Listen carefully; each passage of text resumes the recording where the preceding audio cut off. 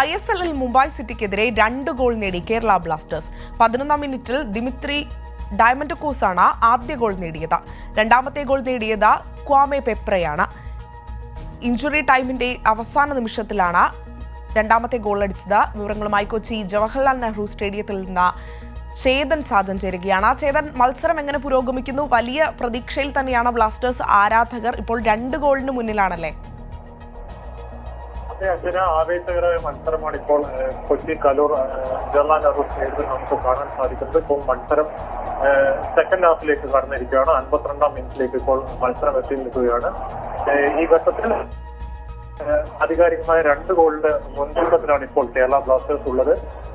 11ാം മിനിറ്റിൽ ദിമിത്രി ഡയമന്റോക്കോസാണ് ആദ്യമായി കേരള ബ്ലാസ്റ്റേഴ്സിന്റെ വല കുടിക്കിയത്. അതുപോലെ തന്നെ രണ്ടാം തവണ ബ്ലാസ്റ്റേഴ്സിന്റെ ഗോൾ വല കുടിക്കിയത് ക്വാമെ പെപ്രയാണ്. ഇഞ്ചുറി ടൈമിന്റെ അവസാന നിമിഷത്തിലാണ് ഈ ഗോൾ അടിച്ചതെന്നാണ് ഏറ്റവും വലിയ പ്രത്യേകത. അത് ഈ കൊച്ചി സ്റ്റേഡിയത്തിൽ ആവേശത്തിന്റെ അലകടൽ തീർത്തു എന്ന് വേണമെങ്കിൽ നമുക്ക് പറയാം.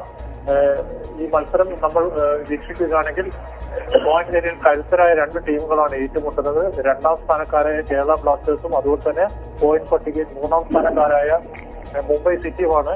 ഇതിൽ ജയിച്ചാൽ കേരള ബ്ലാസ്റ്റേഴ്സിന് 1ാം സ്ഥാനത്തെത്താം.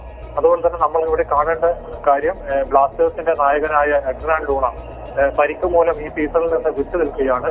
പക്ഷെ അദ്ദേഹത്തിന്റെ അസാധ്യം മത്സരത്തിൽ യാതൊരു കുറവും വരുത്തിയിട്ടില്ല എന്ന് വേണം നമുക്ക് ഈ ഘട്ടത്തിൽ പറയുവാൻ.